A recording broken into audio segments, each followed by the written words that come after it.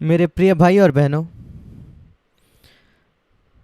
अलग अलग जगहों से जब हम बाइबल को पढ़ते हैं, हम या तो उसको अपने मनों से पढ़ सकते हैं और एक थियोलॉजी के एक किताब की तरह उसकी पढ़ाई कर सकते हैं, या हम कोशिश कर सकते हैं परमेश्वर के हृदय को देखने की जब हम बाइबल पढ़ते हैं। और वही मेरी कोशिश रही है करने की। ज़्यादातर शुरुआती दिनों में जब मेरा पहला नया जन्म हुआ था 60 वर्षों के पहले, मैं उसको पढ़ता था, पढ़ाई करता था एक किताब की तरह।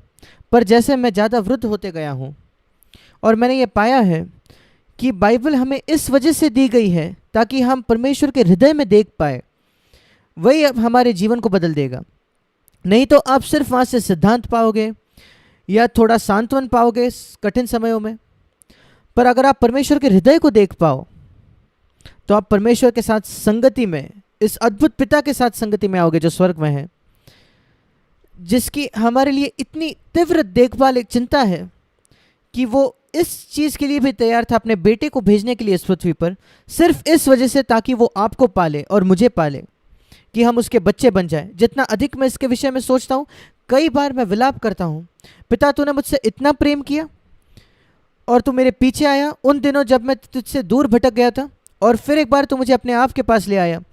मैं कभी परमेश्वर के हृदय को का दृश्य खोना नहीं चाहता। और मैं सबको न्योता देना चाहता हूँ मेरे प्रिय भाई और बहनों, कि आप पवित्र आत्मा से मांगे कि वो आपके स्वर्गीय पिता का हृदय आपको दिखाए, यीशु मसीह के हृदय को वो आपको दिखाए। और हमारा विषय है आज परिवार के विषय में। हमें मसीह का जीवन सबसे पहले अपने घरों में प्रकट करना है, क्योंकि हम दूसरों को वो चीज़ नहीं दे सकते जो हमारे घर में काम नहीं करती। मैंने इस उदाहरण का इस्तेमाल किया है कई बार। अगर आपके पास एक डीवीडी प्लेयर है जो सही से काम नहीं कर रहा आपके घर में, वो आगे नहीं जाता, फास्ट फॉरवर्ड नहीं होता, अच्छे से वीडियो नहीं बचती, चलती, अटक जाती है, क्या आप इसको एक तोहफा दोगे आपके प्रियजन को? बिल्कुल नहीं। आप एक अनजान व्यक्ति को भी उसको एक दान नहीं दोगे, तोहफा नहीं दोगे। क्या आप किसी के विवाह में उसको तोहफा दोगे? बिल्कुल नहीं। हम कभी किसी और को एक ऐसी वस्तु नहीं देंगे जो हमारे घर में काम नहीं कर रही सही से। मेरा अगला सवाल ये है, क्या आप किसी को सुसमाचार देने की कोशिश करते हो? एक ऐसा सुसमाचार जो आपके खुद के घर में काम नहीं कर रहा, दूसरों को देने की कोशिश कर रहे हो क्या? एक ऐसा सुसमाचार जो असफल हो रहा है आपके ही घर में, आप कैसे उसको किसी और को एक तोहफे के तौर पर दे सकते हो? और एक सुसमाचार लाखों लाखों गुना ज़्यादा बहुमूल्य है डीवीडी प्लेयर से भी। एक डीवीडी प्लेयर, आप कोई इलेक्ट्रॉनिक वस्तु आप किसी को नहीं दोगे जो आपके घर में काम नहीं करती।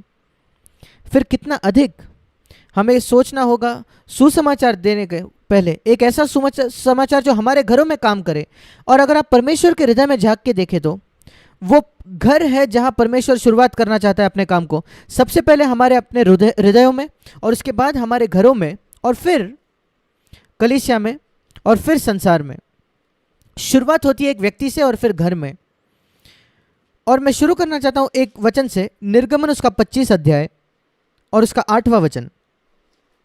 आप इस वचन को जानते हो। उस जंगल में जब इस्राएल मिस्र देश से बाहर आया था और जब वे माउंट सिनाई पर्वत पर आए, परमेश्वर ने उनसे कहा, परमेश्वर ने मूसा से कहा, मेरे लोगों से बताओ कि मेरे लिए एक निवास स्थान वो बांधे, पवित्र स्थान। और उसका उद्देश्य यह है ताकि मैं उनके बीच निवास करूं। वो परमेश्वर की इच्छा थी, वो हमारे बीच में रहना चाहता है। और वही उद्देश्य है कि उसने अपने आप के लिए एक पवित्र स्थान बनवाया। और वही वचन लेकर अपने पारिवारिक जीवन को इसको लागू करके देखें। परमेश्वर वही बात आपके साथ करना चाहता है। वो कहता है, मैं चाहता हूं मेरे लोग उस वचन को इस प्रकार पढ़े, निर्गमन 25:8, क्या आप एक ऐसा घर बनाओगे, एक परिवार बनाओगे, पति पत्नी बच्चे, ताकि मैं जो प्रभु हूं तुम्हारे बीच में, तुम्हारे घर में रह पाऊं। इस वचन को लेकर कहिए, प्रभु मैं एक ऐसा घर बनाना चाहता हूं जहां तू आकर रह सके। और अगर आप शुरुआत में जाएं, आरंभ में, बाइबल के शुरुआत में, बिल्कुल इसी प्रकार परमेश्वर की योजना थी जब उसने आदम और हवा को बनाया। पर वहां जाने से पहले मैं आपको कुछ दिखाना चाहता हूं। नए नियम में हम नई वाचा के विषय में बहुत कुछ कहते हैं। नई वाचा में ऐसी बातें हैं जिनका हम अनुभव करते हैं जो पुराने नियम में लोग कभी अनुभव नहीं कर पाते थे। मैं आपको दो उदाहरण देना चाहता हूं। पहला है पवित्र आत्मा से भरना। जब पुराने नियम के लोगों के विषय में लिखा है कि वो पवित्र आत्मा से अभिषिक्त होते थे, हमेशा पवित्र आत्मा उनके ऊपर होता था, वो कभी उनके अंदर नहीं आता था। पहले बार पवित्र आत्मा एक मनुष्य के अंदर जिया इस पृथ्वी पर, वो था जब यीशु मसीह इस पृथ्वी पर चला। यूहन्ना बपतिस्मा के ऊपर भी पवित्र आत्मा उसके ऊपर था। यूहन्ना 7:37 से 39 में लिखा है कि पवित्र आत्मा दिया नहीं गया था क्योंकि मनुष्य के अंदर जीने के लिए, ताकि वो उसके अंदरूनी भाग से बाहर आए, क्योंकि यीशु मसीह उसके महिमा के स्थान तक नहीं गया था। ये बहुत स्पष्ट लिखा है। और उसके बाद पेंतिकुस्त के दिन के बाद हम सब पवित्र आत्मा को अपने अंदर पा सकते थे कि पवित्र आत्मा से हम परिपूर्ण हो जाए। अब एक ही जगह है पूरे बाइबल में जहां हमारे पास एक आज्ञा है पवित्र आत्मा से भरने की। पवित्र आत्मा के विषय में काफी जगह लिखा है प्रेरितों के काम में, पर एक ही जगह जहां एक आज्ञा दी गई है कि पवित्र आत्मा से परिपूर्ण होते जाओ। बहुत ही जरूरी आज्ञा। आपको भरना है, सिर्फ परमेश्वर आपको भर सकता है, पर आपको अपने आप को उपलब्ध करना होगा कि वो आपको परिपूर्ण करे। और वो है इफिसियों की पत्री 5वां अध्याय और उसका 18 वचन। ये पुराने नियम में संभव नहीं था, पुरानी वाचा में संभव नहीं था। दूसरी बात जो संभव नहीं थी पुरानी वाचा में, वो था शैतान का सामना करना, और वो हमसे भाग जाता है। अगर आप पूरे पुराने नियम को पढ़े, आप कभी नहीं पढ़ोगे एक भी व्यक्ति जो शैतान का सामना करता है। शैतान उत्पत्ति 3 अध्याय में दिखता है और वो आदम और हवा पर जयवंत होता है। उसके बाद हम उसको देखते ही नहीं। एक दर्शन में जकरिया नबी की पुस्तक उसके 3 अध्याय में, उसके अलावा हम किसी भी व्यक्ति को नहीं पाते, यूहन्ना बपतिस्मा देने वाला भी नहीं, जो शैतान का सामना करे, क्योंकि वो शैतान का सामना कर ही नहीं पाते थे पुरानी वाचा में। वो उनके लिए बहुत ज्यादा मजबूत था। अय्यूब के पुस्तक में हम देखते हैं उसको स्वर्ग में, और परमेश्वर उसको अनुमति देता है कि वो अय्यूब के जीवन को, उसके संपत्ति को नष्ट कर दे, बाकी चीजों को और उसके परिवार को भी।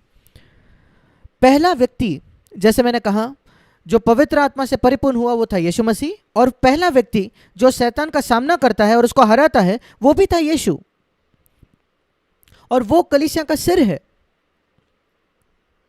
और अब परमेश्वर चाहता है कि कलीसिया, जैसे यीशु मसीह वो पहले मसीह का देह था, कलीसिया ये मसीह का नया देह है, उसे भी यीशु मसीह के जैसा होना है, परिपूर्ण होकर पवित्र आत्मा से, और शैतान का सामना करके और उसको बाहर भगाना है। जैसे याकूब 4:7 में लिखा है, परमेश्वर के प्रति समर्पित हो जाओ, शैतान का सामना करो और वो तुमसे भाग निकलेगा। और ये दो बातें हैं, अन्य बातों के बीच ये दो विशेष गुण है नई वाचा के। और वो शैतान का सामना करना, वो इफिसियों की पत्री उसके 6 अध्याय में और उसके 10 से 12वें वचन में हम पाते हैं। शैतान के युक्तियों के सामने खड़ा रहना और पूरे परमेश्वर के हथियार को उठाना, सारे चीजों का सामना करते हुए सब कुछ पूरा करके स्थिर खड़ा रहना। इफिसियों 6:13। और यही बात मैं आपको दिखाना चाहता हूं। अगर आप आपके बाइबल को खोले, 2 वचन, इफिसियों की पत्री 5वां अध्याय 18 वचन, पवित्र आत्मा से परिपूर्ण हो जाओ, नई वाचा की आशीष। इफिसियों 6:10 से 13, शैतान के युक्तियों के खिलाफ खड़े हो जाओ और उस पर जयवंत हो जाओ। और अब मैं चाहता हूं कि आप एक बहुत दिलचस्प बात देखो। इन दो भागों के बहुत जरूरी वाक्यों के बीच में, पवित्र आत्मा से परिपूर्ण हो जाओ और शैतान के खिलाफ खड़े होकर उसका सामना करो। क्या आप जानते हो उसके बीच में क्या आता है? पारिवारिक जीवन, पति पत्नियां, 5वां अध्याय 22 वचन, 22 से 33, माता पिता, 6 अध्याय उसका 1 से 4 वचन, स्वामी और दास, 6 अध्याय उसके 5 से 8 वचन, 9 वचन में। कई घरों में होते भी है स्वामी और दास। क्यों ये परिवार के विषय में जो भाग है, ये 2 वचनों के, बड़े जरूरी वचनों के बीच में है, क्योंकि 2 बातें। एक, आप इस परिवार के जीवन को तब तक नहीं जी सकते जब तक आप पवित्र आत्मा से परिपूर्ण हो जाओ। इसलिए इकलौती जगह मैंने बताया पूरे बाइबल में जहां लिखा है पवित्र आत्मा से परिपूर्ण हो जाओ, पवित्र आत्मा से परिपूर्ण हो जाओ, और उसके आगे कहता है अब तुम जो पत्नियां हो अपने पति के अधीन हो जाओ, पति अपने पत्नी से वैसा प्रेम करो जैसे मसीह ने कलीसिया से किया। हम ये कैसे कर पाएंगे अगर हम पवित्र आत्मा से नहीं भरेंगे? पिता, इस कुटिल, इस दुष्ट पीढ़ी में अपने बच्चों को एक ईश्वरीय तरीके से बड़ा करो। हम कैसे उसको करेंगे पवित्र आत्मा के सामर्थ्य के बिना? और इसलिए पवित्र आत्मा से परिपूर्ण हो जा। कई लोग कहते हैं कि आप पवित्र आत्मा से भरते हो तो आप अन्य भाषा में बात करते हो, वो पवित्र आत्मा का एक वरदान है, पर यहां लिखा है पवित्र आत्मा से भर जाओ और पति पत्नी इस प्रकार आपको एक साथ जीना है। पवित्र आत्मा से भर जाओ और पिता और बच्चों इस प्रकार आपको अपने बच्चों को बड़ा करना है। क्या आप इसको देखते हो? पवित्र आत्मा से भरने का ये एक परिणाम है। और इसकी दूसरी बात, शैतान के साथ जो हमारी लड़ाई का जो भाग है वो क्यों तुरंत मसीह घर के बाद आता है? क्योंकि शैतान दूसरे किसी भी बात पर इतना हमला नहीं करता जितना वो मसीह घर पर करता है, क्योंकि वो जानता है अगर वो सफल हो जाता है घर को नष्ट करने में, उसने कलीसिया को नष्ट कर दिया है।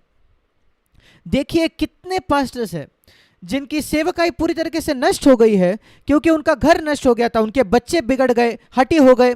वो पास्टर जो है व्यभिचार में गिर जाता है, वो अपने पत्नी से तलाक कर देता है, किसी और स्त्री के साथ होता है। क्या आप नहीं देख रहे ये सब जगह हो रहा है? ये है शैतान का काम।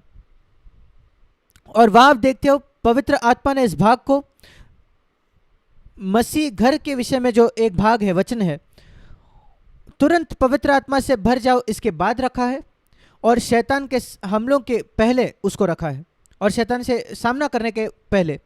अगर आप पवित्र आत्मा से भर जाते हो तो हम शैतान का सामना कर सकते हैं हर उस हमले में जो वो मसीह घर के खिलाफ करता है। हम उस जयवंत हो सकते हैं, पत्नियां अधीन हो सकते हैं भक्तिमय अधीनता में, पति अपने पत्नियों से मसीह जैसे कलीसिया से प्रेम करता है वैसे कर पाते हैं, और उस उद्देश्य तक हम जा सकते हैं यद्यपि हम इस पृथ्वी पर सिद्ध ना हो जाए।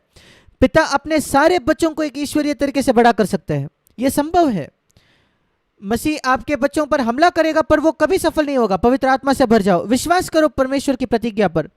इसलिए उसने मसीह घर को, वो उस भाग को तुरंत पवित्र आत्मा से भरने के बाद वो वचन है कि, और वो कहता है कि शैतान से आप सामना कर पाओगे। इफिसियों 6:13, बाकी सारे काम पूरे करके, सब कुछ पूरा करके आप स्थिर खड़े हो सकते हो। पति पत्नी खड़े हो सकते हैं और वो कह सकते हैं हम शैतान पर जयवंत हो गए अपने घर में। पिता और बच्चे खड़े होकर कह सकते हैं हमने शैतान पर जय पाया अपने घर में। वो है हमारा उद्देश्य मेरे भाई और बहनों। और मेरा विश्वास है कि आप जैसे वचन को आज सुनते हो आप थोड़ा और समझोगे कि इसका अर्थ क्या है। मैं चाहता हूं कि आप मेरे साथ निकालें उत्पत्ति की पुस्तक, उसका पहला अध्याय, पहला 1 और दूसरा अध्याय, जहां मसीह घर की शुरुआत है। एक बार जब फरीसी लोग यीशु मसीह के पास आते उन्होंने कहा क्या तलाक करने की अनुमति दी गई है? मत्ती 19 में, मैं वहां जाना नहीं चाहता, समय लेना नहीं चाहता वहां जाकर, आप कभी उसको पढ़ सकते हो। क्यों मूसा ने आज्ञा दी कि तलाक किया जाए? और यीशु मसीह ने कहा मूसा ने कोई आज्ञा नहीं दी तलाक करने की, उसने तलाक देने की अनुमति दी। बहुत आसान है वचन को तोड़ना मरोड़ना। फरीसियों ने उसको इस प्रकार मरोड़ा, अगर उनकी पत्नियां पसंद नहीं थी तो वो कहते थे कि मूसा ने आज्ञा दी। मूसा ने कभी आज्ञा दी नहीं है, आज भी तलाक देने की कोई आज्ञा नहीं है।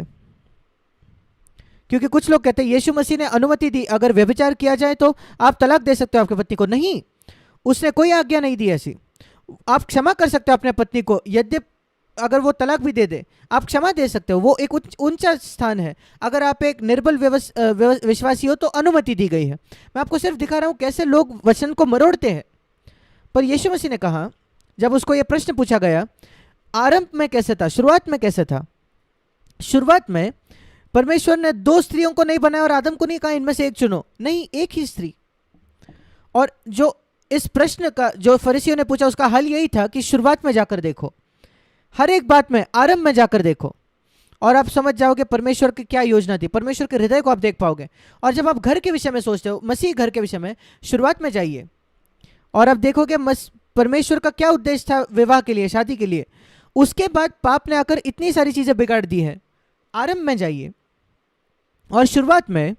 मैं पहले आपको बहुत दिलचस्प एक बात दिखाना चाहता हूं। 5 दिन में परमेश्वर ने कुछ किया और फिर वो कहता था, वो उस जो बिगड़ी हुई पृथ्वी थी, जो गिर गई थी, जो भ्रष्ट हो चुकी थी, और हर दिन उस दिन के अंत में वो कहता था कि ये अच्छा है। 5 बार वो कहता है कि वो अच्छा है, अच्छा है। सिर्फ दूसरे दिन वो नहीं कहता, बाकी हर दिन पे वो कहता है कि ये अच्छा है, अच्छा है, अच्छा है। और मुझे लगता है कि दूसरे दिन उसने अच्छा है ये इस वजह से नहीं बोला क्योंकि उसी दिन उसने आकाश और पृथ्वी को अलग किया था और शैतान दूसरे स्वर्ग में था, तीसरे स्वर्ग से उसको नीचे फेंक दिया गया था। उसके बाकी के दिन वो कहता था कि अच्छा है, अच्छा है, अच्छा है, अच्छा है। और उसके बाद छठे दिन क्या आप जानते हो परमेश्वर ने क्या कहा? ये अच्छा नहीं है। क्या आपने वो देखा है? 5 दिन, 5 बार, एक दिन उसने 2 बार कहा, 5 बार वो ये अच्छा है, अच्छा है, अच्छा है, अच्छा है। और अचानक छठे दिन पर वो कहता है ये अच्छा नहीं है। क्या आपने वो देखा है? यहां लिखा है उत्पत्ति 2 उसके 18 वचन में, आदम को बनाने के बाद परमेश्वर ने कहा आदम का अकेला रहना अच्छा नहीं है, इस व्यक्ति को अकेला रहना अच्छा नहीं है, इस मनुष्य को। 5 बार अच्छा है बोलने के बाद, और इसलिए उसने हवा को निर्माण किया और उसने हवा को आदम के पास वो ले आया और उन दोनों को एक किया। वो पहला विवाह था जो परमेश्वर ने करवाया। और फिर वो कहता है उत्पत्ति 1:31 में ये बहुत अच्छा है। क्या आप देखते हो कि ये कैसे आगे क्रम है? 5 बार 5 बार वो कहता है अच्छा है, अच्छा है, अच्छा है, अच्छा है, अच्छा है। फिर वो कहता है अच्छा नहीं है, और एक बार एक विवाहित जोड़ा आ जाता है, बहुत अच्छा है। वैसा होना चाहिए आपके विवाह में। यद्यपि वो अच्छा नहीं था, वो बहुत अच्छा हो जाता है। यद्यपि चीजें अच्छी थी आपके विवाह के पहले, वो बहुत अच्छी हो जानी चाहिए आपके विवाह के बाद। अब अपने हृदयों को खोज के देखकर क्या आपके अनुभव में यह सच है? मैं 52 वर्ष से विवाहित हूं और मैं और मेरी पत्नी बहुत हम खुशहाल रीति से हमारा विवाह हो चुका है, हम शादीशुदा है। और मैं ईमानदारी से कह सकता हूं वो बहुत अच्छा है। मैं जब अकेला था वो अच्छा है, शादी के बाद अब बहुत अच्छा है। हम सिद्ध नहीं है, हमारी शादी हुई तब हम सिद्ध नहीं थे, हम आज भी सिद्ध नहीं है। हम सिद्धता की ओर बढ़ते जा रहे हैं। हम यीशु मसीह जैसे पूरी तरीके से आज नहीं बने, पर हम मार्ग पर है। पर एक बात बहुत अच्छी है, और मैं चाहता हूं कि आप सब इसको निशाना बना दें। कभी ये मत कहे कि ये मेरे शादी में अच्छा नहीं होगा, कहिए कि मेरे विवाह में बहुत अच्छा होने वाला है, मेरे साथ मेरे बच्चों के साथ अच्छा होगा। विश्वास का शब्द कहिए। वही यीशु मसीह ने कहा आरंभ में जाकर देखो, उसने फरीसियों को कहा। आप तलाक के बारे में कह रहे हो, वो तो परमेश्वर ने पाप की वजह से अनुमति दी। आरंभ में जाकर देखिए, उसने कभी आदम और हवा को तलाक की अनुमति नहीं दी थी। वैसे ही किसी भी परिस्थिति में आप क्यों मसीह परिवारों को नहीं देखो, या प्रचारक और पास्टर्स के परिवारों को क्यों नहीं देखो? परमेश्वर कहता है आरंभ में जाकर देखियो। वैसे तब कैसे था? उसने एक अच्छी नहीं परिस्थिति को बहुत अच्छे परिस्थिति में बदल दिया। और इसलिए अगर आपको लगता है आपका घर आज एक अच्छा नहीं ऐसे परिस्थिति में है, वो अच्छा नहीं है, जो भी कारण हो, वहां एक कारण था, आपके बाद में अलग कारण होगा। परमेश्वर उसको बदल सकता है बहुत अच्छे परिस्थिति में। उस विश्वास से आइए हम शुरू करें। अगर आपके पास विश्वास ही ना हो प्रभु के पास, जब आप आते हो, अगर आपको लगता है परमेश्वर भी असहाय है, आपका समस्या बहुत बड़ी है, आपकी समस्या, वो आपका कभी मदद नहीं कर पाएगा। परमेश्वर फिर आपके लिए कुछ नहीं करेगा। आप परमेश्वर के हाथ को बांध रहे हो। क्या आप जानते हो सबसे दुखी वचन, एक दुखी वचन जो सुसमाचार में पाया जाता है? मत्ती उसके 13वें अध्याय में जहां लिखा है, वहां यीशु बहुत सामर्थ्य के काम इस वजह से नहीं कर पाया क्योंकि उसने वो नहीं करना चाहता था, पर इस वजह से क्योंकि उनका अविश्वास था। मत्ती 13 उसका आखिरी वचन 58 वचन, मत्ती 13:58 आखिरी वचन। उसने वहां उसके अविश्वास के कारण बहुत से सामर्थ्य के काम नहीं किए। इस वजह से नहीं कि उसको नहीं करने थे।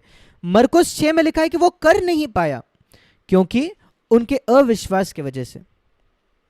और मैं आपसे पूछना चाहता हूं, आप में से कुछ जिनके कठिनाइयां चल रही है आपके विवाहित जीवन में, क्या आपके विषय में यह लिखा जाएगा कि परमेश्वर चाहता था कि आपका बहुत अच्छा विवाह हो, पर वो इस वजह से नहीं कर पा क्योंकि आप विश्वास नहीं करते थे?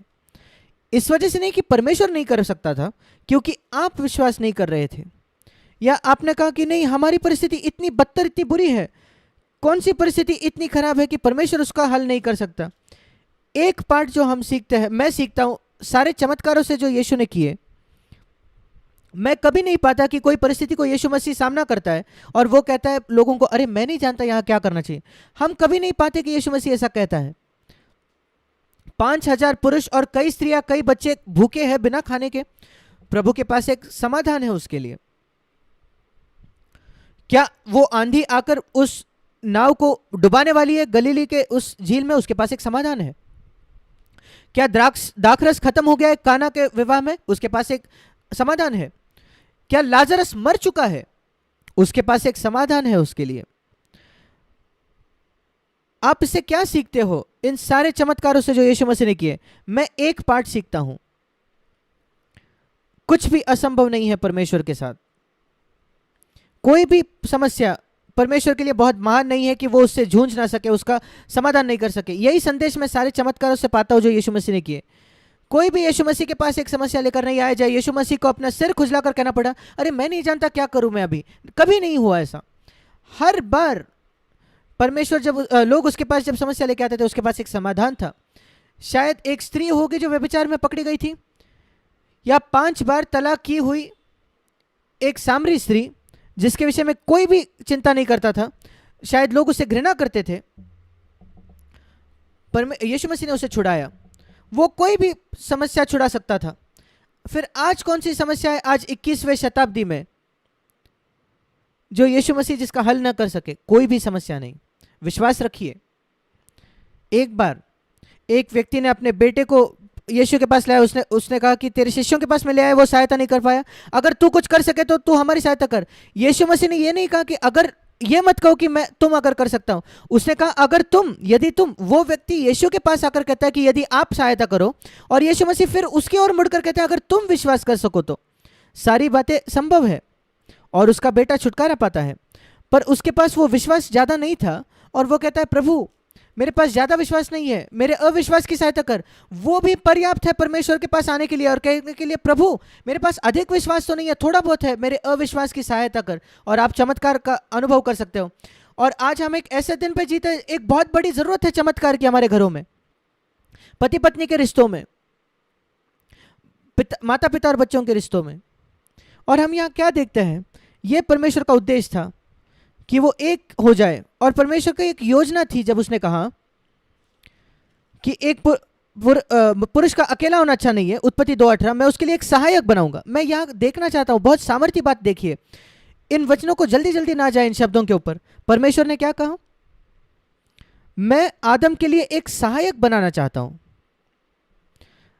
पत्नी को क्या होना है? पति के लिए एक सहायक, एक गुलाम नहीं। अपने पत्नी को एक गुलाम की तरह उसके साथ बर्ताव ना करे कि जिसको सिर्फ आपकी सारी ऑर्डर्स माननी है, आपकी बातें माननी है। ये अपेक्षा न रखिए कि आप एक राजा होगे और गुलाम के ऊपर हक जमाते हो। वैसे पत्नी नहीं होनी चाहिए। पत्नी को सहायक होना है। उसी समय पत्नी को स्वामी भी नहीं होना है पति के ऊपर। परमेश्वर ने यह नहीं कहा कि मैं आदम के लिए एक स्वामी बनाऊंगा, नहीं, मुझे एक सहायक बनाना है। और जैसे किसी ने कहा कि परमेश्वर ने एक पसली ली आदम के बाजू से, उसने एक हड्डी आदम के सिर से नहीं ली कि वो स्त्री पुरुष पर हक जमाए, अधिकार करे। उसने आदम के पैर से हड्डी नहीं निकाली कि आदमी औरत पर, उस स्त्री पर हक जमाए, पर उसने अपने फसली से, बाजू से निकाली। शायद वो बाई ओर होगा जहां उसका हृदय था, ताकि वो पुरुष हमेशा अपने पत्नी को अपने हृदय के पास रखे, उसके बहुत नजदीक, ये पहचानते हुए कि वो उसके साथ एक है। मैं एक सहायक बनाऊंगा। आप में से जो बाइबल जानते हो, क्या आप नई वाचा में, किसी नए नियम में किसी व्यक्ति को जानते हो जिसको सहायक कहा गया है? क्या आप जानते हो यूहन्ना 14 में जब यीशु मसीह ने कहा स्वर्ग में जाने से पहले अंतिम भोज के समय, उसने कहा अगर तुम मुझसे प्रेम रखते हो, यूहन्ना 14:15, तो मेरी आज्ञाओं को तुम मानोगे। क्या ही ऊंचा स्तर है पहाड़ी उपदेश में उन आज्ञाओं का, हमने देखा है। और वो कहता है मैं जानता हूं कि आज्ञाएं रखना कठिन है, पर यूहन्ना 14:16, मैं पिता से विनती करूंगा और वह तुम्हें एक और सहायक देगा। एक भाषांतर में लिखा है सांत्वन देने वाला, पर यहां लिखा है सहायक। पवित्र आत्मा को एक सहायक कहा गया है। यीशु मसीह ने वो नाम दिया पवित्र आत्मा को। दिलचस्प है कि परमेश्वर ने वो नाम हवा को दिया। एक पत्नी को अपने पति के लिए एक सहायक होना है, जैसे पवित्र आत्मा हमारे लिए एक सहायक है। अब देखिए पवित्र आत्मा हमारी कैसे सहायता करता है। पवित्र आत्मा हमारी सहायता करता है बहुत ही छिपे हुए तरीके से। वो सबके सामने अपने आप को नहीं दिखाता, हम कभी पवित्र आत्मा को देखते नहीं, पर वो पीछे, पर्दे के पीछे हमेशा हमारी सहायता करता है। मैं विश्वास करता हूं कि अभी वो मेरी सहायता कर रहा है जब मैं बात कर रहा हूं। मैं हिम्मत ना करूं प्रचार करने का अगर पवित्र आत्मा की सहायता नहीं हो। जब कभी मैं प्रचार करता हूं मैं कहता हूं प्रभु एक झाड़ में मैं एक डाली के समान हूं, अगर वो पोषक तत्व मेरे अंदर ना बहकर आए तो मेरे पास कोई फल नहीं होगा। मैं पवित्र आत्मा पर निर्भर हूं, पर आप पवित्र आत्मा को नहीं देख रहे हो। वो छिपा हुआ सहायक है, पर उसके सहायता के बिना मैं काम कर ही नहीं पाऊंगा। और एक पति को यह पहचानना है कि उसके पत्नी उसके छिपे हुए सहायक के बिना वो काम नहीं कर पाएगा। और पत्नी को भी यह पहचानना है कि मुझे सबके सामने जाने में ना होने की जरूरत नहीं, फिर मुझे क्यों जाने मनाना अगर पवित्र आत्मा नहीं ढूंढ रहा। मुझे एक छिपा हुआ सहायक होना है अपने पति के लिए, जैसे पवित्र आत्मा है मनुष्य के लिए। अद्भुत है कि हम एक वचन को दूसरे वचन से तुलना करके देखें। दूसरी एक बात जो मैं यहां देखता हूं, परमेश्वर ने सब कुछ तैयार करके रखा था आदम और हवा के लिए, उनको एक करने के पहले, बनाने के पहले। यह अद्भुत है, यह पहचानना। हमें यह विश्वास रखना है कि अगर परमेश्वर ने आपको एक किया है शादी में, तो बहुत अद्भुत बातें हैं जो परमेश्वर ने आपके लिए तैयार करके रखी है। आपके पास ये विश्वास होना ही चाहिए।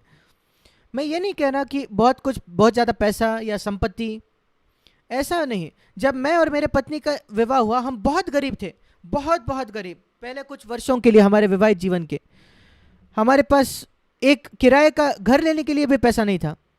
हम बहुत गरीब थे। मैंने अपना सारा जो कमाया वो पैसा था जो मैंने नेवी में कमाया, परमेश्वर के काम के लिए दे दिया था। हम परमेश्वर पर भरोसा रख रहे थे अपने ज़रूरतों के लिए। परमेश्वर ने हमारी सहायता की, हमारी देखभाल की। हम गरीब थे पर हम खुश थे। परमेश्वर सारी बातों का प्रावधान करता है। और यहां हम आदम और हवा के लिए देखते हैं, उसने उनके लिए एक बहुत सुंदर बगीचा मुहैया करवाया। और उसमें एक संदेश था। वो अदन का जो बगीचा था सबसे सुंदर बगीचा होगा इस संसार में, जहां फूल थे, पेड़ थे, सारे जो प्राणी थे, कोई जंगली नहीं था उसमें से। बहुत एक सुंदर जगह थी वो, एक सुंदर बगीचा। और प्रभु आदम और हवा से कह रहा था, आदम और हवा, मैं चाहता हूं कि तुम्हारा विवाह इस बगीचे के जैसा हो। मैं चाहता हूं कि तुम्हारा एक दूसरे के साथ जो रिश्ता है, संबंध है, वो इस सुंदर बगीचे के जैसे हो, जहां लोग आ सके और सुंदर उस फूलों का सुगंध ले, फल ले, और उस फल को वो खा सके। क्या एक अद्भुत जगह काम है ये अगर एक विवाह ऐसा हो। वो है परमेश्वर का मूलभूत उद्देश्य विवाह के लिए। आपका विवाह एक बगीचे के समान होना चाहिए, जहां दूसरे लोग आकर आनंद उठा सकते हैं उस सुगंध का, उस अच्छे दृश्य का, आत्मिक तौर पर, और उस फल का आपके जीवन से जो आ रहा है। वो परमेश्वर का उद्देश्य है। पर एक बगीचा होने के बजाय, क्योंकि उन्होंने आज्ञा नहीं मानी परमेश्वर की, अनाज्ञाकारी वो बने, वो एक जंगल बन गया। वो संबंध आदम और हवा के बीच में वो एक जंगल जैसे बन गया। शुरुआत हुई थी एक छोटी अनाज्ञाकारिता परमेश्वर के खिलाफ। परमेश्वर ने उनको बताया था उस एक वृक्ष से न खाना। वहां हजारों फल थे। क्या इतना कठिन था एक पेड़ से दूर रहना? पर शैतान उनको उस पेड़ के पास ले गया। शैतान हमेशा यही कोशिश करेगा कि आपको किसी ऐसे चीज के पास ले जाए जो आप परमेश्वर के साथ के संबंध को नष्ट कर दे, और आपके पत्नी के साथ के संबंध, जीवन साथी के साथ जो रिश्ता है उसको नष्ट कर दे। इसको याद रखें। शायद 10,000 बातें हो सकती है जो आप कर सकते हो, वो बातें अच्छी हो सकती है। शैतान आपको उस एक चीज के पास ले जाएगा जो समस्या खड़ी करेगी। सोच कर देखिए कितनी अच्छी बातें पति पत्नी एक दूसरे के लिए करते हैं, पर शैतान आपको उस एक बात की याद दिलाएगा जो आपके पत्नी ने नहीं की या आपके पति ने नहीं की, और आपको उसी बात पर याद दिलाते रहेगा ताकि आप दोनों के बीच में एक दूरी आ जाए, आपके और आपके जीवन साथी के बीच। वैसे ही शैतान है। एदन के बगीचे से इस पाठ को सीखे। वो एक बात को खोज रहा है शैतान, जो आपको भ्रमा के ले जाए, एक दूसरे से दूर कर दे। और वही होता है, वही हुआ। हवा मूर्ख थी, उसने शैतान की बात मानी और तुरंत अपने पति परमेश्वर से वो अलग हो गई। और फिर उसने वो फल जो है अपने पति को दिया। अब जब मैंने पहले उत्पत्ति 3 अध्याय को पढ़ा, मुझे लगा आदम कहीं और घूम रहा था उस बगीचे में, जब तक मैंने उत्पत्ति 3 उसका 6वां वचन नहीं पढ़ा और ये देखा कि आदम बिल्कुल वहीं खड़ा था हवा के बाजू में। वो दोनों एक साथ खड़े थे इस इनकार किए हुए वृक्ष के सामने, और जब शैतान ने बात की हवा से, आदम सुन रहा था। क्यों वो चुपचाप खड़े रहा? क्यों उसने अपने पत्नी को ये नहीं कहा, अरे हमें इसको नहीं सुनना है, आइए हम यहां से चले जाएं, हम इस सर्प से नहीं सुनना चाहते? क्यों उसने अपनी जगह नहीं ली एक परिवार का मुखिया होने के नाते? और वही मैं कई बार पूछता हूं, क्यों एक पति वो जगह नहीं लेता कि वो इस परिवार का मुखिया है, जब वो देखता है कि उसके घर में कुछ आ रहा है, उसके पत्नी के द्वारा, उसके बच्चों के द्वारा, जो वो जानता है परमेश्वर को अपमानजनक है, अनादर करने वाला है?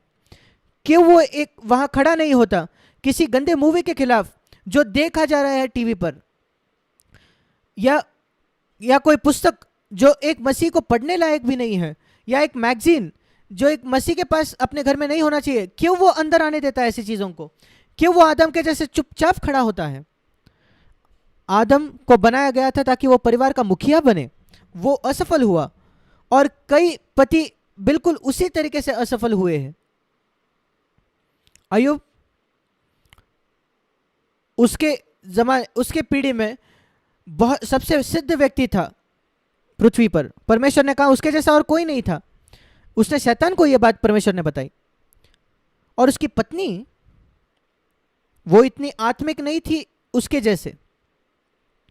अय्यूब ने सारी दुखों को स्वीकार किया, पर उसकी पत्नी स्वीकार नहीं कर पाई। और हम अय्यूब की पुस्तक उसके दूसरे अध्याय में पढ़ते हैं, वो पत्नी अय्यूब के पास आकर कहती है, तो क्यों परमेश्वर की निंदा करके उसको श्राप देकर मरता नहीं, या दूसरे शब्दों में परमेश्वर की निंदा कर और आत्महत्या कर ले? और अय्यूब ने कहा, तू एक मूर्ख स्त्री के समान बात कर रही है। उसने वहां वो खड़ा हुआ परिवार का मुखिया होने के नाते उसने कहा यह एक मूर्ख बात है कहने के लिए। क्या आप ये कहोगे? अगर आपके घर में कोई ऐसी बात सुझाव दे जो परमेश्वर की इच्छा के खिलाफ है, प्यार से कहे कि मेरे प्रिय ये एक अच्छी बात नहीं है, हम यहां परमेश्वर की अनाज्ञाकारी नहीं होना चाहते। वही आदम को वहां कहना चाहिए था, हवा हमें सर्प को नहीं सुनना है, आइए हम यहां से चले जाए। क्या ही अलग कहानी होती अगर वो ऐसा करता तो। उसने उसकी जगह नहीं ली कि वो परिवार का मुखिया था। हम उसको बिल्कुल शुरुआत में देखते हैं, सारी इस संसार में जो बुरी बातें हुई शुरुआत वहीं से हुई। अगर वो वही रोकता था तो नहीं आती। हवा के तौर पर भी हम देखते हैं एक असफलता थी। जब शैतान आकर उससे बात कर रहा था, उसको बस यही कहना था, मेरे बात सुनो, परमेश्वर ने मुझे एक मुखिया दिया है, वो यही मेरे बगल में खड़ा है, मुझे उससे सलाह मशवरा करने दो और फिर मैं तुमसे बात करूंगी। कहानी अलग होती। क्या आप अपने आप निर्णय लेते हो एक दूसरे से सलाह मशवरा किए बिना? इसलिए शैतान आपके घर में प्रवेश कर पाता है। शायद पति अपने पत्नी से सलाह नहीं लेते, या पत्नी पति से सलाह नहीं ले रही, क्योंकि पत्नी को सहायक होना है। मैं देखता हूं कि परमेश्वर ने एक अच्छे विवाह में, या किसी भी विवाह, कई विवाहों में पति और पत्नी, उनकी अलग अलग दृष्टिकोण, अलग अलग राय होते हैं। ये अच्छी बात है, और मैं बताता हूं ये अच्छी बात क्यों है। अगर एक पति एक घर के उत्तर दक्षिण दिशा में खड़ा है और वो वहां से उत्तर दिशा से फोटो ले, तस्वीर खींचे उस घर का, और वो पत्नी उसी घर के पीछे दक्षिण भाग में खड़ी हो और वो वहां से उसकी एक तस्वीर खींचे उस घर की, फिर वो तस्वीरें बिल्कुल अलग दिखेंगी, क्योंकि घर का आगे का हिस्सा पीछे के हिस्से से बिल्कुल अलग दिखता है। पर एक पूरा चित्र लेने के लिए उन दोनों चित्रों को एक साथ मिलाइए। वही फायदा है अगर दो पति पत्नी उनका दृष्टिकोण अलग हो। ये नहीं कि वो झगड़ा करे, नहीं, एक तो सहायक है। और इसलिए जब पति कहता है मुझे वो तस्वीर देखने दो जो तुमने लिया है, अरे ये तो बिल्कुल अलग तस्वीर दिख रही है, पर ये इस घर का पीछे चित्र है और मुझे पूरा चित्र मिल रहा है। और ऐसा ही होता है, परमेश्वर हमें एक दूसरे से अलग इस वजह से बनाता है ताकि हम एक दूसरे की सहायता कर सके। और ये एक जरूरी बात है जो हमें यहां देखनी है। हमें क्या करने की जरूरत है एक विवाह में? एक बगीचे को हम जंगल में तब्दील कर पाए। अगर आपका विवाह होना तो चाहिए एक बगीचे जैसा, मैं बताता हूं कैसे वो बगीचा एक जंगल में बदल जाएगा। मेरे साथ निकालिए नीतिवचन 24 अध्याय, नीतिवचन उसका 24 अध्याय, उसका 30 वचन। नीतिवचन 24:30, मैं आलसी के खेत के पास से होकर गया। एक आलसी व्यक्ति वो है जो कुछ नहीं करता, और निर्बुद्धि मनुष्य की दाख की बारी के पास से होकर गया। और मैंने क्या देखा, वो सा एक जंगल के समान वो बन गया था, कटीले पेड़ से भरा हुआ, बिच्छू पौधों से ढक गई थी, और पत्थर का बाड़ा गिर गया था। 31 वचन, और मैंने देखा 32 वचन, और ध्यानपूर्वक विचार किया और मैंने देखकर शिक्षा प्राप्त की। वो व्यक्ति ने क्या किया, उसके बगीचे को एक जंगल में बदलने के लिए, एक ही शब्द में, कुछ नहीं किया, वो बस सोया। 33 वचन में लिखा है, छोटी सी नींद, एक और झपकी और आत्मिक कंगालपन आएगा। और आपको क्या करने का है, क्या करना पड़ेगा अगर एक सुंदर बगीचे को आप जंगल में बदलना चाहो तो? कुछ भी नहीं, आपको कुछ भी करने की जरूरत नहीं है। आपको कुछ जाकर वो काटेले पेड़ को लगाने की आवश्यकता नहीं। तो अगर आप विश्वास नहीं रखते, किसी भी अच्छे बगीचे को देखो, उसको छोड़ दीजिए 2-3 साल के लिए, वो एक जंगल बन जाएगा।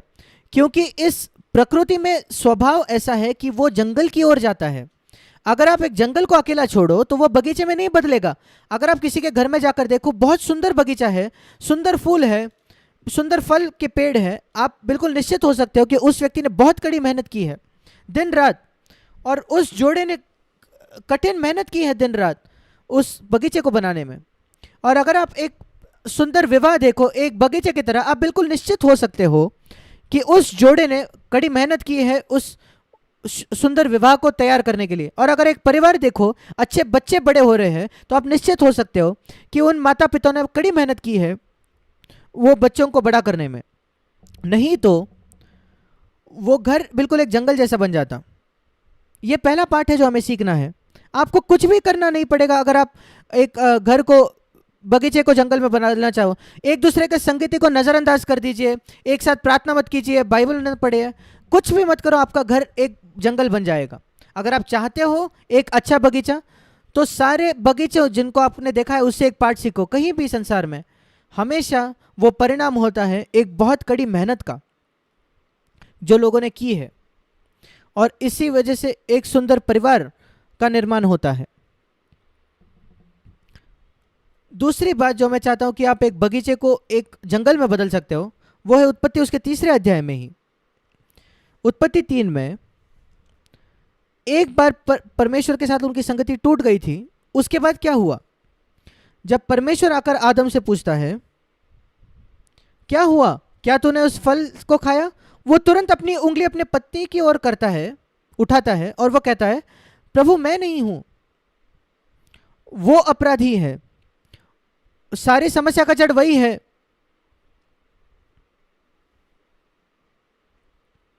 और परमेश्वर कहता है कि हवा तुमने क्या किया, उसको भी आदम, वो आदम से ही बनी, इसलिए उसके पास वही स्वभाव है, आदत है, मैं नहीं, वो सर्प की गलती है। देखो ये आदत दूसरों पर दोष लगाने की, एक दूसरे पर दोष लगाने की, इसकी शुरुआत हुई एदन के बाग में, एदन के बगीचे में। यह बहुत कठिन है एक व्यक्ति के लिए अपनी गलती मान लेना, अपनी असफलता मान लेना। आदम, देखिए हवा ने कोई आदम के मुंह में उसको ठूसा नहीं था उस फल को। आदम बस ये कह सकता था प्रभु मेरी गलती हुई, मुझे क्षमा कर, मैं प्रलोभित हुआ और मैंने खा लिया। तो क्या अगर आपके पत्नी ने दिए, वो मुख्य बात नहीं है। तुमने मुंह खोलकर खाया आदम, अपने ऊपर दोष उठाइए, दूसरों को पत्नी पर दोष क्यों लगा रहे हो। यह सच है कि पत्नी ने दिया, और इसलिए कई बार आप देखते हो पति पत्नी के रिश्ते में कोई तनाव आ जाता है, तुरंत ये उंगली उठाने का, दूसरे पास उंगली उठाने का आत्मा आदम की आ जाती है, और ये दोष लगाने की आत्मा, उसने किया, तुमने ये किया या तुमने वो किया। क्या आप जानते हो पति पत्नी कई बार ऐसी बातों के विषय में बात कर सकते हैं जो 15 वर्षों पहले हुई थी। क्या आप याद है 15 वर्षों पहले तुमने ये किया, 20 वर्षों पहले तुमने ये किया, तुम्हें याद है हमारे शादी के पहले तुमने ये किया। आप अपने बगीचे को एक जंगल में बदल सकते हो। आपको उस उंगली उठाने से दूर होना होगा। वैसे वो बगीचा एक जंगल में बदल गया। मैं आपको एक सुंदर वचन दिखाना चाहता हूं इसके ही विषय में। यशायाह उसके 58 अध्याय में, यशायाह उसके 58 अध्याय में परमेश्वर यहां कहता है, प्रभु यहां कहता है, वो हमें यहां कहता है कैसे वो आपके जीवन को, यशायाह 58:11 उसके बीच में लिखा है, तुम एक सींची हुई बारी के जैसे बनोगे। ये एक वायदा है, यशायाह 58:11। और एक ऐसे सोते के समान जिसका जल कभी नहीं सूखता, हमेशा जल आता है। एक सुंदर बगीचा, एक विवाह सुंदर बगीचा जैसा हो सकता है जहां एक पानी का झरना आते रहता है, पानी का सोता दिन रात तरोताजा करता है। उस वायदे पर दावा कीजिए, यशायाह 58:11। पर दूसरे शर्तों में से एक शर्त यह है, जब तुम मुझे पुकारो, प्रभु कहता है कि प्रभु मुझे ये बगीचा दे, यशायाह 58 उसका 9वां वचन, ये शर्त है। तुम पुकारोगे और प्रभु कहता है मैं कहूंगा मैं यहां हूं, मैं तुम्हें उत्तर दूंगा अगर तुम उंगली उठाना एक दूसरे पर बंद कर दो, दोष लगाना बंद कर दो। प्रभु, क्या आपने सुना प्रभु क्या कह रहा है? मैं तुम्हारा जवाब दूंगा जब तुम उंगली उठाना बंद कर दो एक दूसरे के ओर, यशायाह 58:9। और फिर मैं तुम्हारे जीवन को एक सींचे हुए बारी के समान बनाऊंगा, बगीचे के समान। क्या आप कम से कम आज से मेरे प्रिय भाई और बहनों ये आदत को रोक सकते हो जो शुरुआत हमारे परखो आदम से हुई कि एक दूसरे पर उंगली उठाना? आपका विवाह एक सुंदर बगीचे जैसा हो सकता है, चुनाव आपका है। और फिर आप कह सकते हो कि मेरे पत्नी को शुरुआत करने दो, मेरे जीवन साथी को शुरू करने दो। सचमुच यहां कौन अगुवा होने वाला है? कौन ज्यादा मसीह जैसा होने वाला है? मैं हमेशा ये प्रश्न करता हूं, जब एक पति पत्नी के बीच में कोई झगड़ा तनाव होता है, एक तनाव, और ये किसी भी विवाह में हो सकता है, विशेषकर शुरुआती वर्षों में। और अगर शुरुआती वर्षों में समाधान ना करे तो वो आगे भी चलते जाएगा 20-30 वर्षों तक। पर जब एक पति पत्नी के बीच में कोई तनाव, कोई झगड़ा, कोई गलतफहमी, किसको पहला कदम उठाना चाहिए उस संगति को पुनर्स्थापित करने में? पति को या पत्नी को?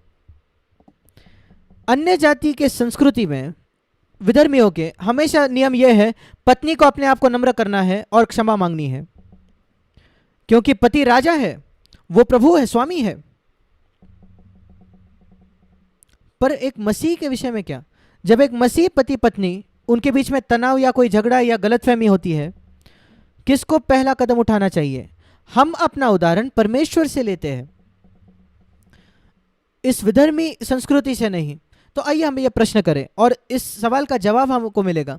जब परमेश्वर और मनुष्य के बीच में एक तनाव था, एक संघर्ष था पाप की वजह से, किसने पहला कदम उठाया वो रिश्ते को पुनर्स्थापित करने में? आप जवाब जानते हो, परमेश्वर ने पहला कदम उठाया, जिसने अपने बेटे को भेजा। किसी मनुष्य ने उसको आमंत्रण नहीं दिया था कि अपने बेटे को भेजो, परमेश्वर ने वो पहला कदम उठाया।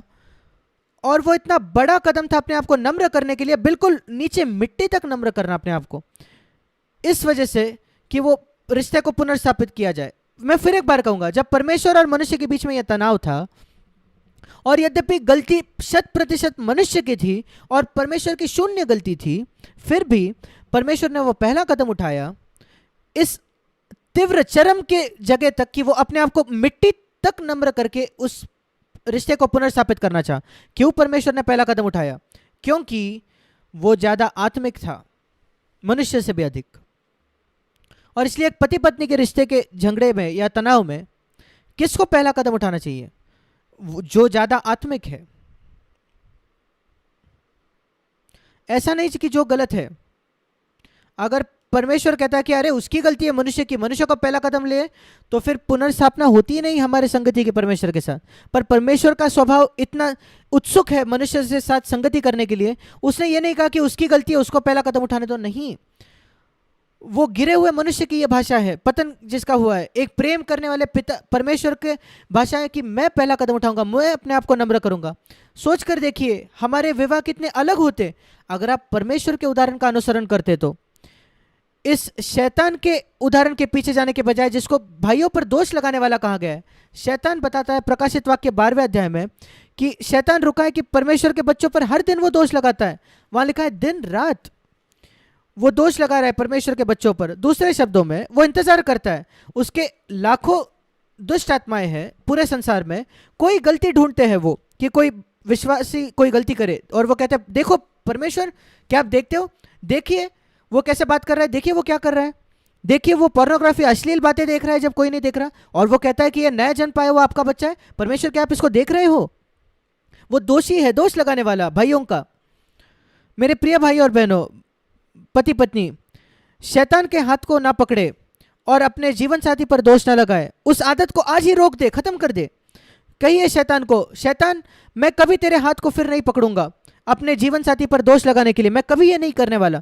मैं आज तक अज्ञान था, नहीं जानता था, मूर्ख था इतने सालों, पर मैं इसके बाद नहीं करने वाला। मसीह मेरे जीवन में आ चुका है, मैं मसीह के जीवन को प्रकट करने वाला हूं। मसीह ने कोई लोगों पर उंगलियां नहीं दिखाई, उसके क्रूस पर उसके हाथ ऐसे खिंचे हुए थे और उस हाथों में खीले ठोक दिए गए थे उस क्रूस पर। उसके पास कोई उंगलियां नहीं थी कि वो लोगों पर उंगलियां उठाए। उसने अपने हाथों को ऐसे खींचा, ऐसा पसारा, ये कहते हुए कि मैं आप दोनों को एक करना चाहता हूं। वही अंतर है मसीह की आत्मा में और शैतान की आत्मा में, जो वही आत्मा आदम और हवा में थी।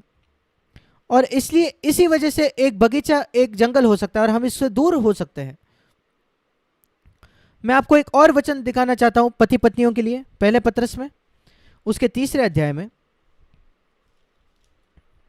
यहां कुछ अद्भुत वचन है पति पत्नी के रिश्ते के विषय में बाइबल में। एक दिलचस्प बात, पुराने नियम में, पुरानी वाचा में पति पत्नी का रिश्ता, माता पिता और बच्चों का रिश्ता, वो बहुत जरूरी नहीं था। आयुब, उसकी एक अच्छा रिश्ता नहीं था अपने पत्नी के साथ, क्योंकि उसकी पत्नी आत्मिक व्यक्ति बिल्कुल नहीं थी। सिर्फ हम मूसा के विषय में एक ही बात पढ़ते कि उसका पत्नी के साथ झगड़ा था। और शमूएल उसके बच्चे बिगड़ गए, हठी हो गए। जैसे एली के बच्चे हठी थे, शमूएल के बच्चे भी हठी थे, जिद्दी थे, बिगड़ गए। दाऊद की कई पत्नियां थी, उसके बच्चे हठी थे, कभी कुछ ने तो एक दूसरे का हत्या कर दी। हमारे पास अच्छे परिवार का चित्र है ही नहीं पुरानी वाचा में। वो बहुत अच्छा परिवार जो नूह का था, हम देखते हैं उसके एक बेटे ने जाकर अपने पिता के नंगेपन को उजागर किया। पुराने नियम में पारिवारिक जो रिश्ते थे वो ज़्यादा जरूरी नहीं है। महान परमेश्वर के जन, उनका एक महान परिवार, अच्छा परिवार नहीं था। मूसा, शमूएल, नूह भी, नूह को अपने एक बेटे को, हाम को श्राप देना पड़ा, उसके वंशज को, उसके अपने बेटे के वंशजों को। पर जब नई वाचा की बात आती है, प्रभु कहता है पहला तीमुथियुस उसके 3 अध्याय में, एक व्यक्ति एक अगुआ नहीं हो सकता, एक कलीसिया में एल्डर नहीं हो सकता जब तक कि वो एक पत्नी का पति हो, उसका एक अच्छा परिवार है, उसने अपने बच्चों को अच्छी तरीके से बड़ा किया है। ये बहुत जरूरी है। अगर ये योग्यताएं पुराने नियम में होती तो मूसा और दाऊद कभी भी अगुआ नहीं बन सकते, शमूएल कभी अगुआ नहीं बन पाता था, क्योंकि उनके बच्चे बिगड़े हुए थे, हठीले थे। और यद्यपि सबसे महान लोग मूसा, दाऊद, शमूएल, वो बहुत बड़े अगुए थे, पर नई वाचा में उदाहरण के तौर पर अगर शमूएल या मूसा या दाऊद आज जीते तो मैं कभी उनको हमारे किसी एक कलीसिया में अगुआ नहीं बनाता, असंभव, क्योंकि इनके सबके बच्चे बिगड़े हुए थे, हठीले थे। कैसे आप एक कलीसिया में अगुआ हो सकते हो? पर नई वाचा में ये बहुत जरूरी योग्यता है, ये इसकी जरूरत ही नहीं थी पुरानी वाचा में। ये बहुत जरूरी है, ये देखना पति पत्नी का रिश्ता बहुत जरूरी है। और इसलिए मेरे साथ निकालिए पहला पत्रस उसका 3 अध्याय। यहां एक पत्नी के विषय में लिखा है जिसका पति, जिसका नया जन्म नहीं हुआ है, या अगर वो नया जन्म भी हुआ है, वो वचन को नहीं मानता, वचन के प्रति अनाज्ञाकारित है। अगर आप में से कोई पत्नी है क्या जिसका ऐसा पति है जिसने नया जन्म नहीं हुआ है या आज्ञा नहीं मानता परमेश्वर के, यद्यपि वो मसीह कहता है वो एक पाखंडी है? यहां एक वचन है आपके लिए मेरे बहन, पहला पत्रस 3 अध्याय। आप जो पत्नियां हो अपने पति के अधीन रहो, इसलिए कि उनके प्रति भी जो वचन को न मानते हो। क्यों? उद्देश्य क्या है? इसलिए कि आप उनको जीत पाओ प्रभु के लिए, बिना किसी शब्द को कहे, अपने चाल चलन की वजह से। क्या आप यहां चित्र देख रहे हो? एक पति जो वचन के प्रति अनाज्ञाकारी है, वो एक ऐसा व्यक्ति है जिस पर शैतान ने काबू कर लिया है, कब्जा कर लिया है। कोई भी व्यक्ति जो आज्ञा नहीं मान रहा परमेश्वर के वचन का, वो शैतान के हाथ में है। और यहां एक पति है जो शैतान के हाथ में है, पकड़ा हुआ, जकड़ा हुआ। और शैतान बहुत मजबूत व्यक्ति है, बलवंत व्यक्ति है। एक पति परमेश्वर का वचन के अनाज्ञाकारिता, वो दूसरे वचन में लिखा है। और ऐसा कौन है जो इस पति को छुड़ा सकता है इस सिंह से जो शैतान है? एक नम्र अधीनता में रहने वाली स्त्री। अद्भुत है, क्योंकि यहां लिखा है वो अपने पति को जीत सकती है। इसका मतलब वो उसका छुटकारा कर सकती है शैतान के चंगुल से। ये नम्र असहाय अधीनता में रहने वाली स्त्री अपने पति का छुटकारा कर सकती है शैतान के उस सिंह के चंगुल से, अपने चाल चलन से, बिना एक शब्द कहे, बिना प्रचार किए। अद्भुत तरीका है लोगों को मसीह के पास लाने का। ये आपके लिए एक वचन, अभिवचन ले लीजिए, वायदा लिए मेरे बहन, अपने पति पर दोष न लगाए। कहिए, प्रभु मैं चाहती हूँ कि पहला पत्र 3 अध्याय उसका पहला वचन मेरे जीवन में पूरा हो। मैं शैतान का सामना करूंगी संसार के सामर्थ्य से नहीं, बल्कि अधीनता की आत्मा से जो यीशु मसीह का था अपने स्वर्गीय पिता की ओर, और मैं अपने पति को मसीह में लाऊंगी। एक वचन है पतियों के लिए भी। शायद उल्टा है किसी के घर में, शायद पत्नी ज्यादा आत्मिक नहीं है, जैसे अय्यूब की पत्नी थी। परमेश्वर के पास सबके लिए एक वचन है। पहला पत्रस 3 अध्याय 7वां वचन, वैसे ही है पतियों, वैसे ही का अर्थ है उसी आत्मा में तुम भी बुद्धिमानी से पत्नियों के साथ जीवन निर्वाह करो, या समझकर जीवन निर्वाह करो, और स्त्री को निर्बल पात्र जानकर उसका आदर करो। एक आत्मिक मंशा रखने वाले पति को अपने पत्नी के विषय में क्या जानना है? एक बात सबसे प्राथमिक तौर पर, वो एक निर्बल पात्र है। वो उतनी मजबूत नहीं है मेरे इतने। हम जानते हैं कि शारीरिक तौर पर पुरुष ज्यादा बलवंत होता है स्त्री से, पर यहां लिखा है उससे भी ज्यादा वो निर्बल पात्र है। इस वजह से वो आसानी से रोती है, और मनुष्य आसानी से रोते नहीं, पुरुष आसानी से रोते नहीं। उस पर नीचे ना देखे, उसको तुच्छ ना जाने, ये समझ लीजिए कि वो एक निर्बल पात्र है। अगर आप उसको तुच्छ जानो कि वो निर्बल है इस वजह से, तो फिर आप उसको कभी नहीं जीत पाओगे। आप कभी एक ईश्वरीय घर नहीं बांध पाओगे, निर्माण नहीं कर पाओगे। यहां लिखा है अगर आप ये नहीं पहचानो कि वो निर्बल पात्र है, और अगर ये नहीं समझो कि परमेश्वर ने आप दोनों को जीवन के वरदान का समान वारिस बनाया है। पढ़िए 1 पत्रस 3:7 को।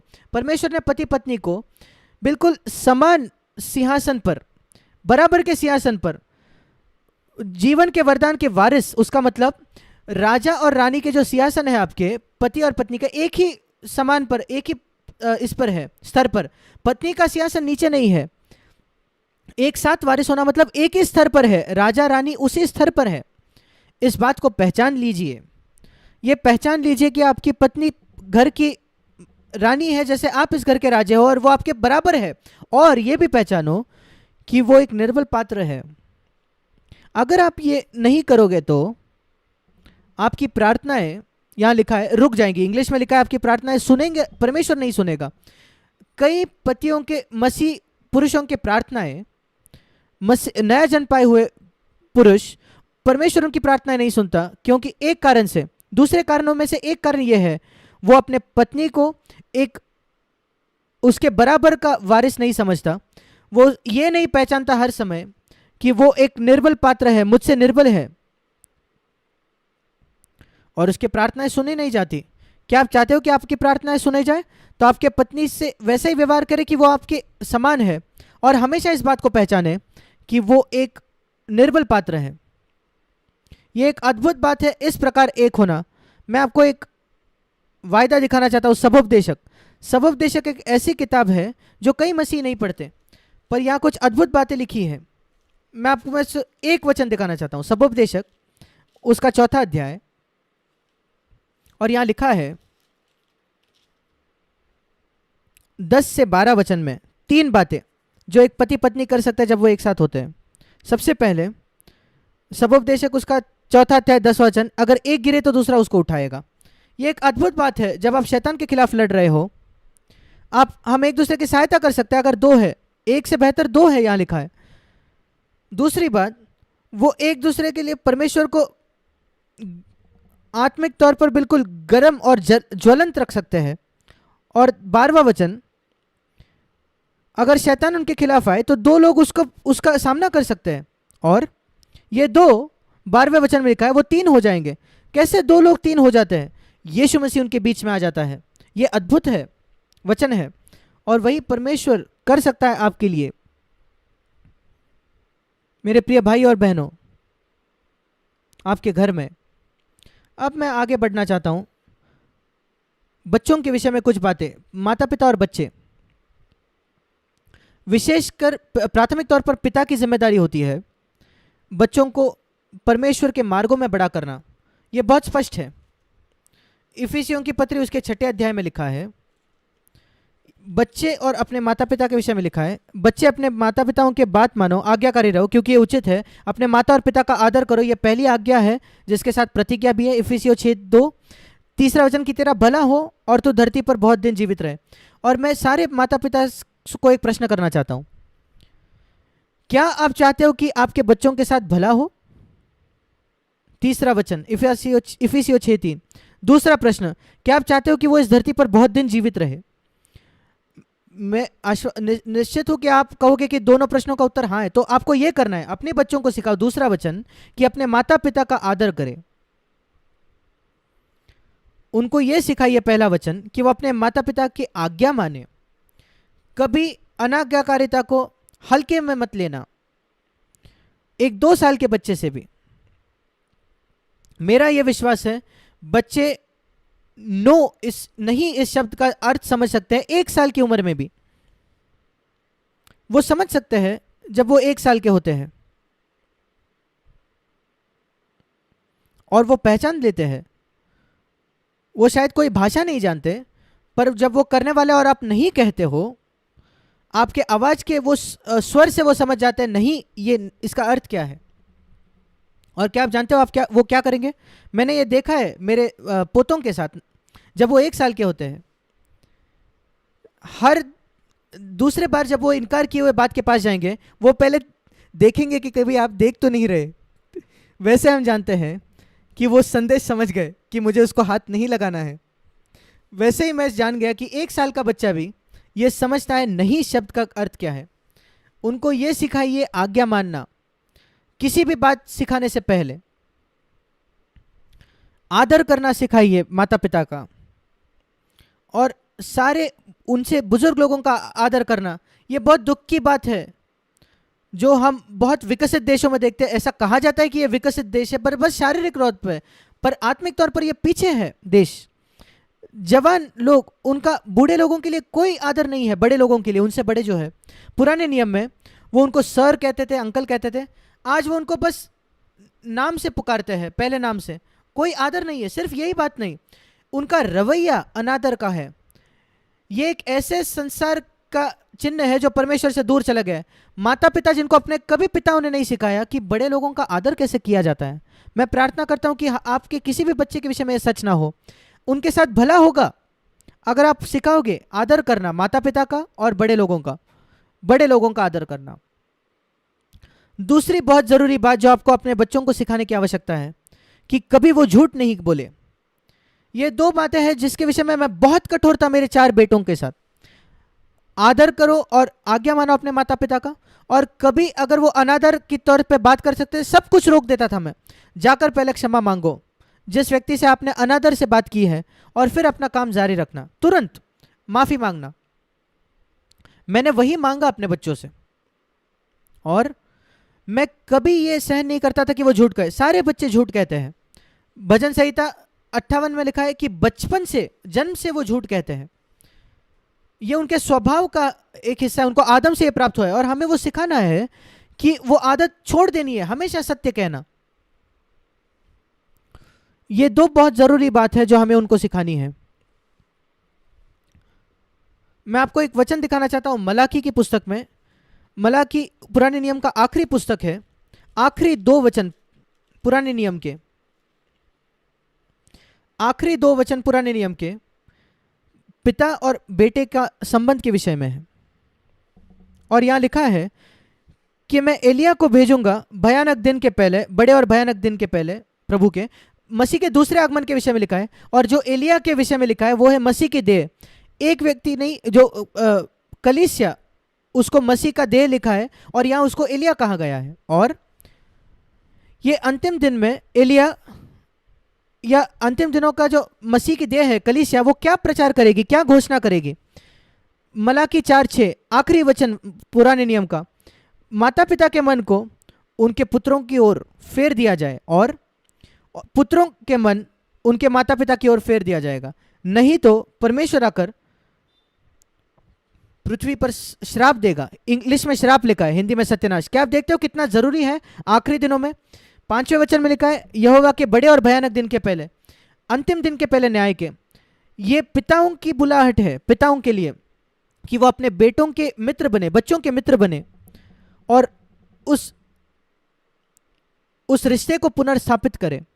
अगर कोई तनाव है तो आपके में और आपके बच्चों के बीच में किसी भी कारण से, पिता को पहला कदम उठाना है उस रिश्ते को पुनर्स्थापित करने में। यहां लिखा है पिता उसको पहला कदम उठाना है और फिर बच्चों को अपने माता पिता की ओर,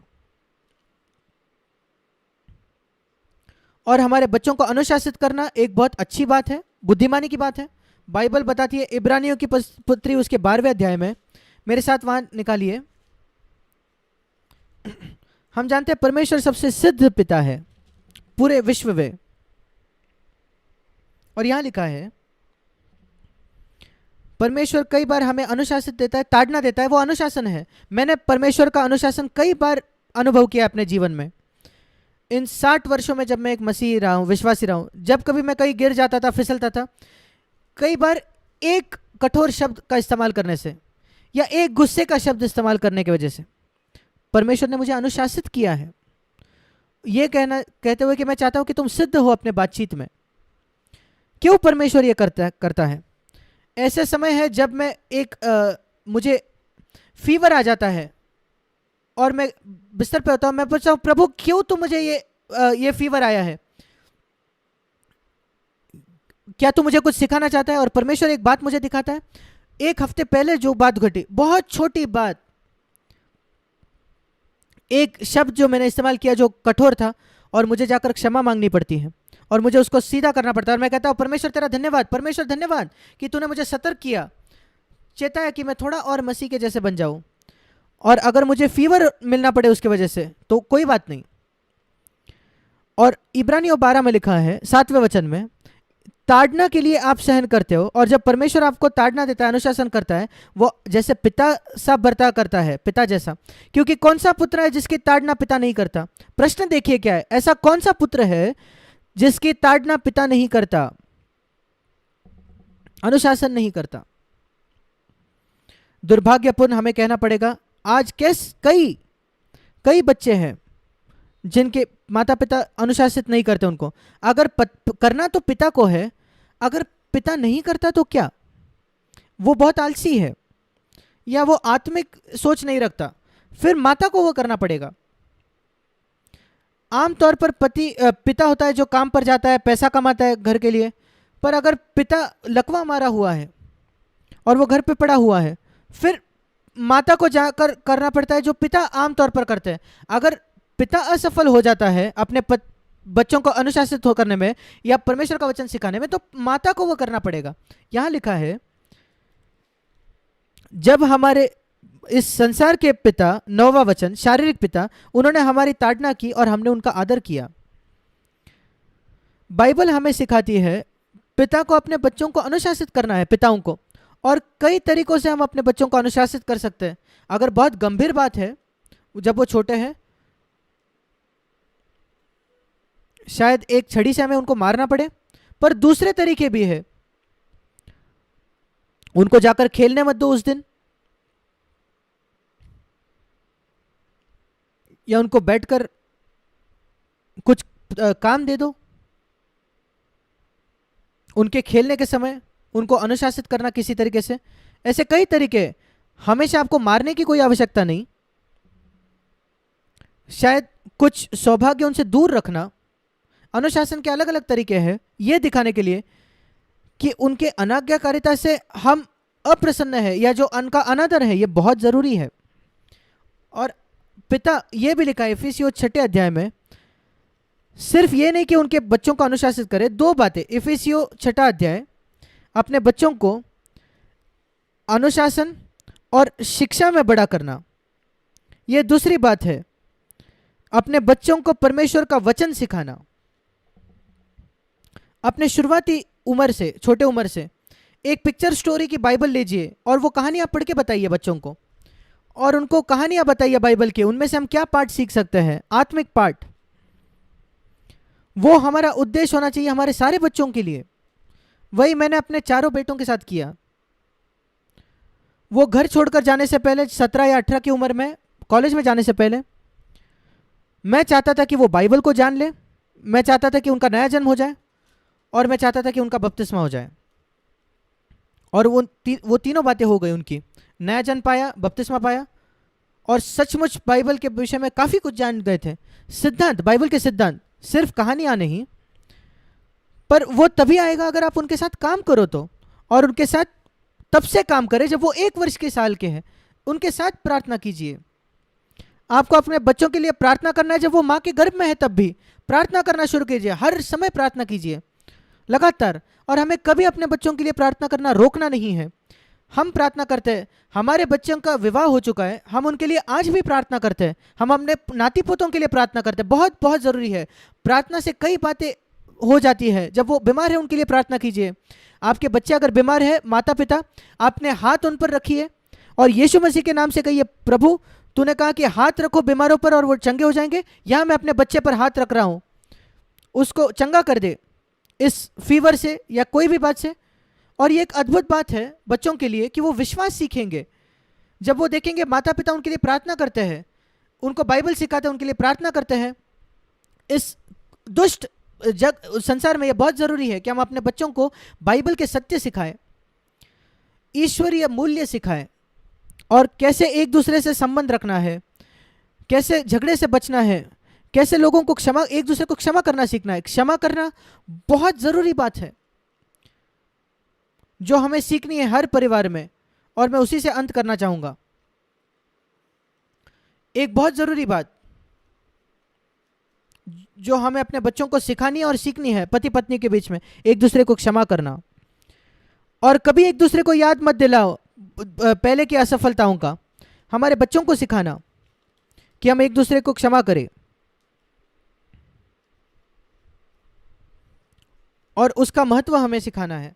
परमेश्वर मत्ती का वचन मत्ती 5:16 में कहता है कि अगर आप एक दूसरे के पापों को क्षमा न करो, अगर दूसरों के पापों को आप क्षमा न करो, तो आपका स्वर्गीय पिता आपको क्षमा नहीं करेगा आपके पापों का।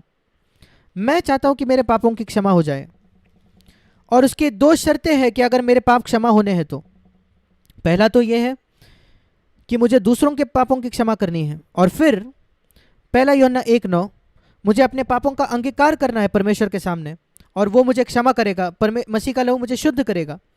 पर अगर मैं प्रभु के पास जाता हूँ और कहता हूँ कि उसके लहू से उसे मुझे शुद्ध करना है, पर दूसरा एक व्यक्ति है जिसके साथ मेरा झगड़ा हुआ है, प्रभु कहेगा तुम्हारी विनती वही छोड़ दो, तुम्हारा दान छोड़ दो, प्रार्थना छोड़ दो, जाकर उस व्यक्ति से सब बातें सही कर लो, फिर आकर अपने दान को चढ़ाना। हम मत्ती 5:23-24 में इसको पढ़ते हैं। कई लोग कहते हैं जब आप पाप करोगे सिर्फ अपना पाप अंगीकार करो प्रभु के सामने, वो क्षमा करेगा। हाँ, वो दूसरी बात है, पर उसके पहले पहली बात, अगर आपने क्षमा नहीं की है किसी की, तो आप परमेश्वर के पास जाकर मांग नहीं सकते माफ़ी।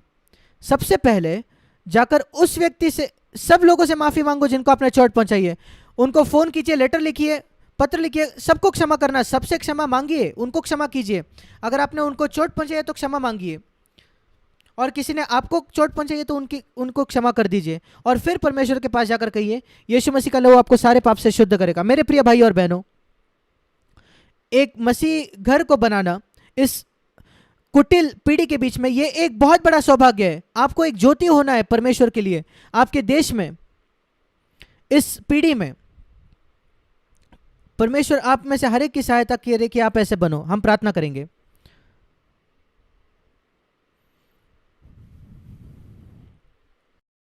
स्वर्गीय पिता,